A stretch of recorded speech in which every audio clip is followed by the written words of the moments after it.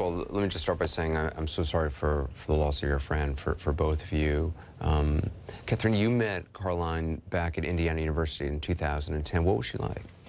Yes, Caroline was an unbelievable rower, first and foremost, an unbelievable friend, but you rowed together? Yes, yes. We were both recruited in 2010, myself from Texas and Caroline from Amsterdam, and we communicated before arriving in Bloomington because we wanted to room together, and that kind of started a relationship prior to our rowing days, and that blossomed into a friendship, and one that I cherish so deeply. She was bold. She said everything like she wanted to say. She was direct, and she was beautiful inside and out, and she was brilliant.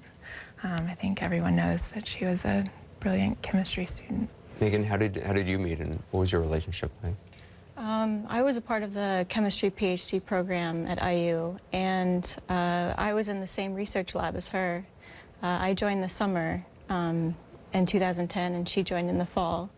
And we just worked side by side, 2 desks next to each other, and we just went through the grueling process of grad school together for 4 years before living together for this past spring. What was she like, and what stands out to you?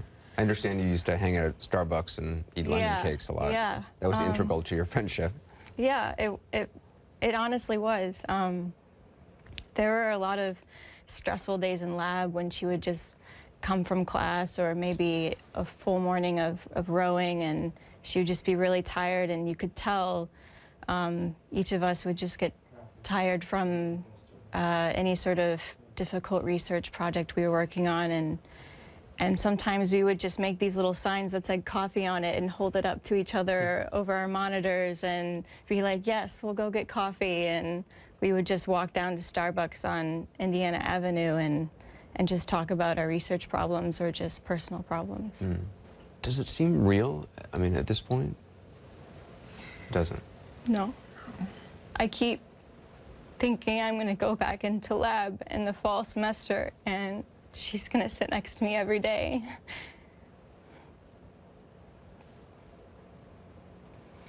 It's hard to imagine being there without her. I expected her to be at my final defense, and I would be at hers, and we would just support each other through the rest of our PhD program. She was with her boyfriend, and they really were planning a life together, I understand. Yes, absolutely. I met Lawrence twice in Bloomington, but they had a love that few find in this lifetime.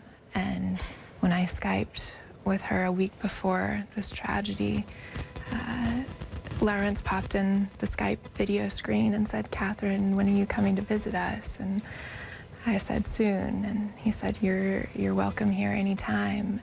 There was something about their relationship that far surpasses a lot of people. It inspires a lot of people to just go home and want to love their significant other or their friends even more. Have you been following the news, the crash site, the fight over it, things like that, or is that just too much to even? I'm not even making space for it in my mind. Whenever I have a quiet moment to myself, I just sit there and stare off into space and loop memories of Caroline over and over and over again.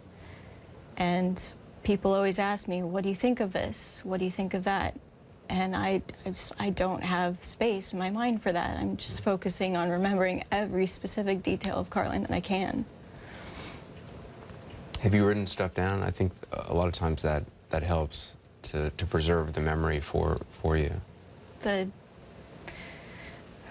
When I got confirmation through Caroline's parents, when they heard from Malaysia Airlines, I just wrote out an email to no one in particular, just writing down all the things that I missed and all the memories that I had, and how she was like a younger sister that I never had, and I just missed her and how much she inspired me and strengthened me.